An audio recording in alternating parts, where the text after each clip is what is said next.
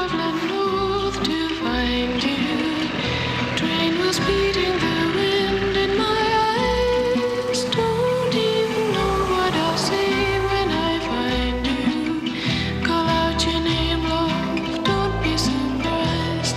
It's so many months and so long since I've met you. Don't even know what I'll find when I get to you. But suddenly now I know where I belong. It's many hundred miles and it won't be long.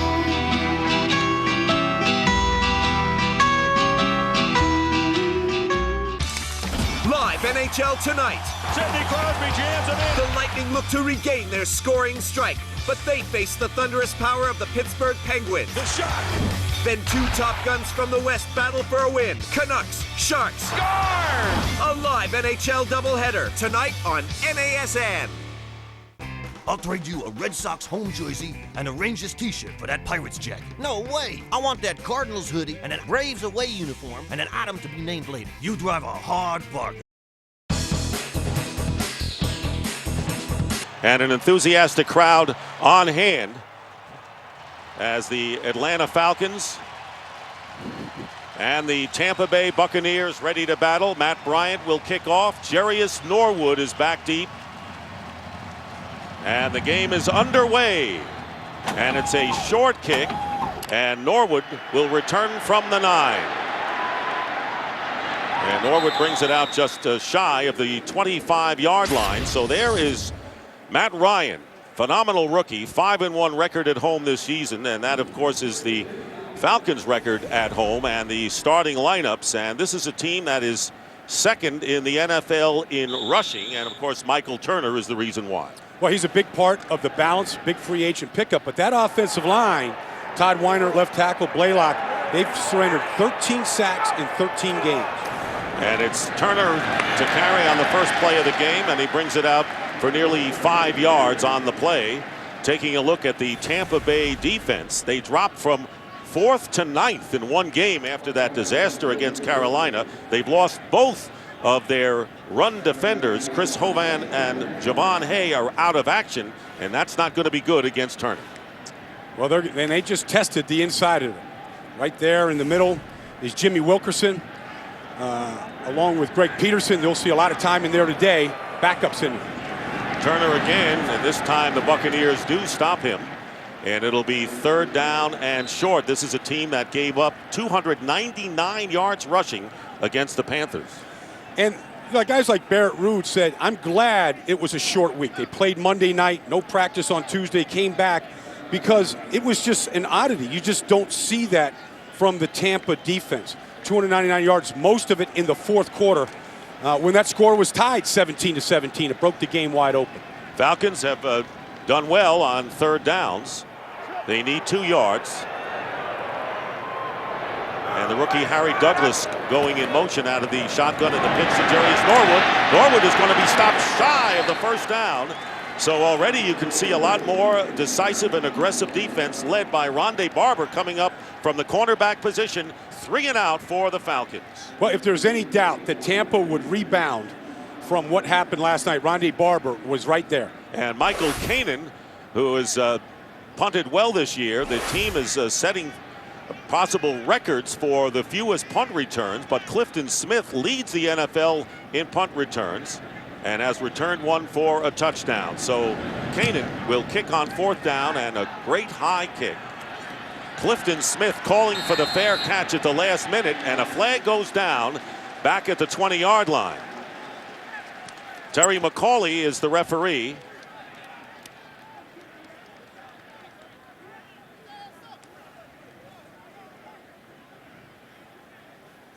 And indications it may be against the Buccaneers.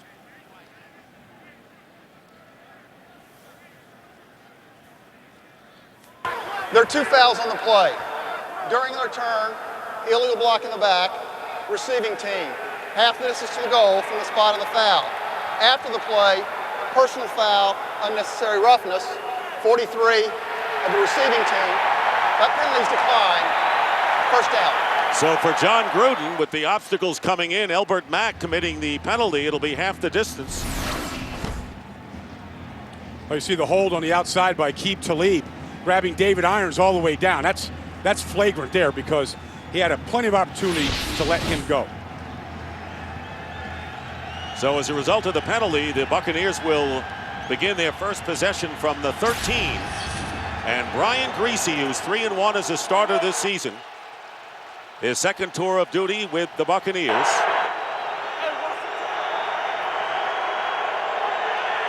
And engineered the victory over Atlanta in week 2. And Warwick Dunn with the carry, and former player who performed for the Falcons, very popular here in Atlanta. Taking a look at the rest of the starting lineup for the Buccaneers.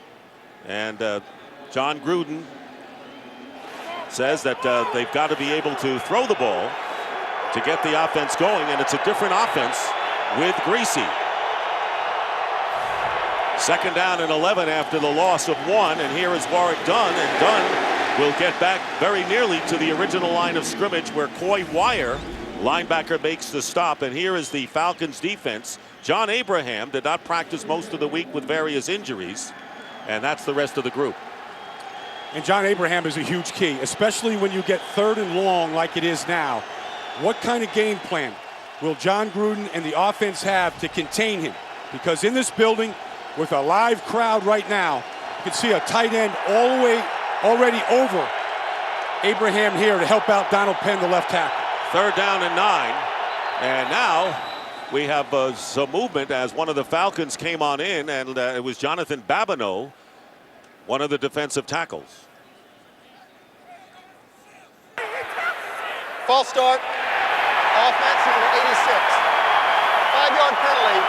3rd down. It's the tight end, Jeremy Stevens. Yeah, I mean, here's Stevens now. Now, all he did look like he split out, but it was a jerk movement there to try and draw Atlanta offsides on that particular motion that he just had. Mike Smith in his first year as coach of the Falcons, after doing a great job as a defensive coordinator in Jacksonville. It'll be 3rd down and 14, and another penalty and another false start. Offense, number 75. Half minutes into the goal. 3rd down. That one on Davin Joseph, and so the Buccaneers moving backward here in their first possession, Baldy. Dick, one of the things you said at the outset today, that in this division right now, an anomaly is taking place. Visiting teams are 0-10 coming on the road to try and win games, including Monday night, and this is one of the reasons why. Teams have had a hard time handling the atmosphere coming on the road. And already 3 penalties against Tampa Bay. Here is Warwick Dunn trying to get some of those yards back. And right now the Atlanta Falcons are thinking of good field position, and a punting situation coming on. Josh Bidwell will be kicking it away, and tempers are flaring in the middle of the field, and they separate some of the athletes. Coy Wire of Tampa Bay in there. Mike Smith doesn't want to give any of those yards he just gained back. He wants an opportunity for good field position and doesn't want any flagrant fouls there coming off the field. Harry Douglas, the rookie from Louisville, back deep. And Bidwell punting from about 5 yards into the end zone. And already in Tampa Bay territory, here is Douglas with the return. And he'll be wrapped up inside the 35-yard line. So a 43-yard punt by Bidwell. And Matt Ryan coming on, and already the Falcons in Tampa Bay territory in this scoreless game. Stop and start with penalties early on.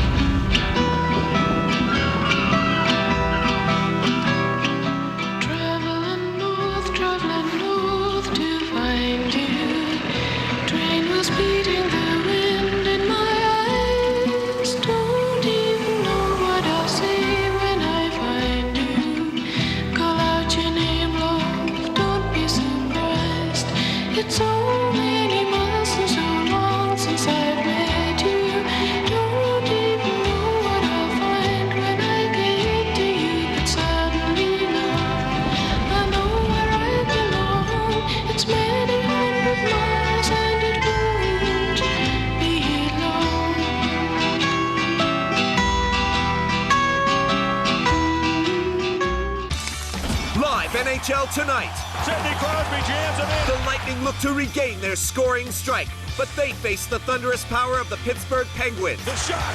Then two top guns from the West battle for a win. Canucks, Sharks. Score! A live NHL doubleheader tonight on NASN.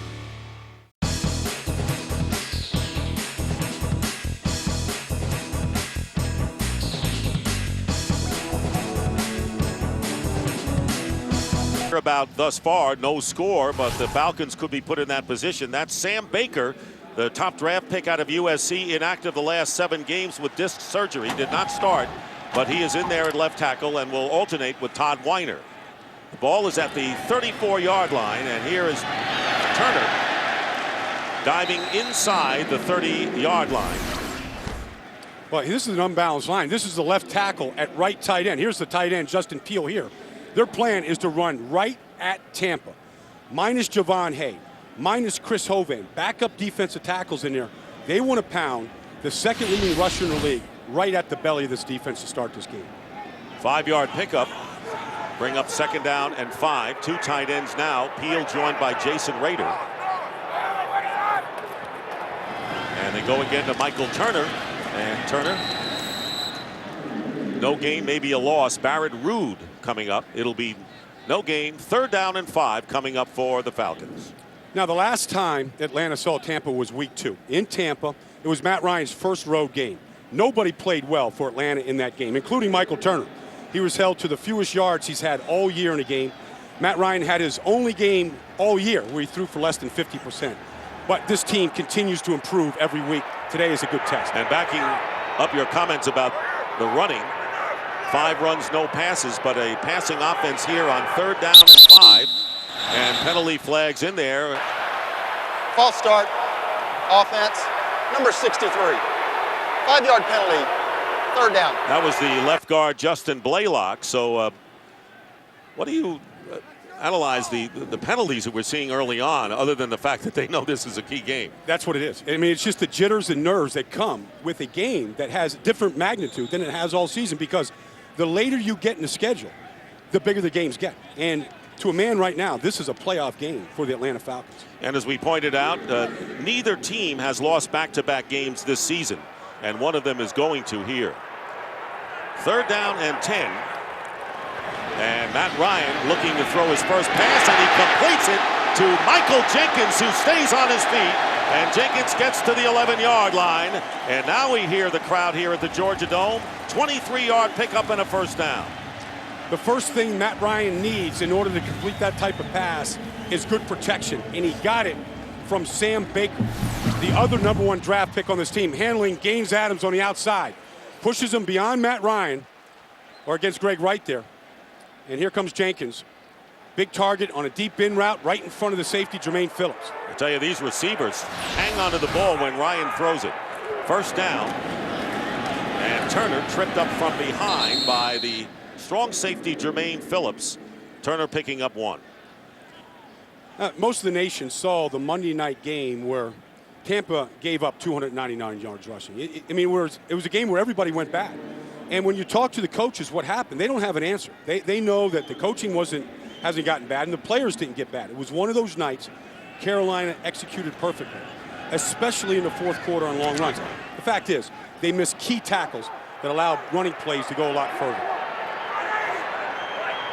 2nd down and 9 from the 10-yard line. Ryan's pass a bit high and incomplete, and it was the tight end Justin Peel, and Ronde Barber was all over him. It'll bring up 3rd down, and there you see the disaster against Carolina. And according to Monty Kiffin, there were 20 missed tackles in that game.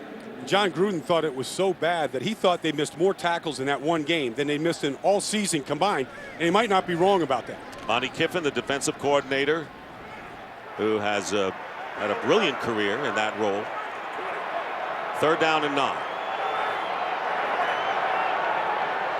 5 wide receivers line up, including Norwood to the right, and there is Ryan. Will slide as he gets hit. Ronde Barber, and if you see Ronde Barber coming, you want to get down in a hurry. 4th down coming up and a field goal try. Now Tampa dropped here, and they only rushed 3 guys. And so Matt Ryan saw an opening up here, but one thing you have to remember about Tampa, they've got tremendous team speed. So that might have looked like it was a big opening for Matt to run through, coming off his only touchdown run of his life last week against New Orleans. Those kind of runs aren't going to be there. So Jason Elam looking to give the Falcons the lead, a 26-yard attempt. And Elam's kick is good. He's connected of 26 of 28. And the Falcons, who had good field position, lead the Buccaneers 3-0.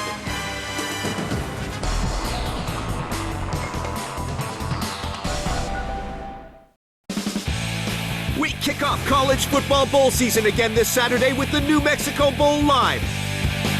The action continues throughout the holidays and into the new year with over 20 top bowl games featuring some of the NCAA's best. Touchdown, Wisconsin! Cooper diving for the end zone. Touchdown, Miami! What a call! Takes time, fires in the end zone. Almost intercepted, but caught for a touchdown. Plus, in January, catch every BCS game live, including Oklahoma versus Florida in the national championship game. Bowl season on NASN. Check NASN.com for schedules and information.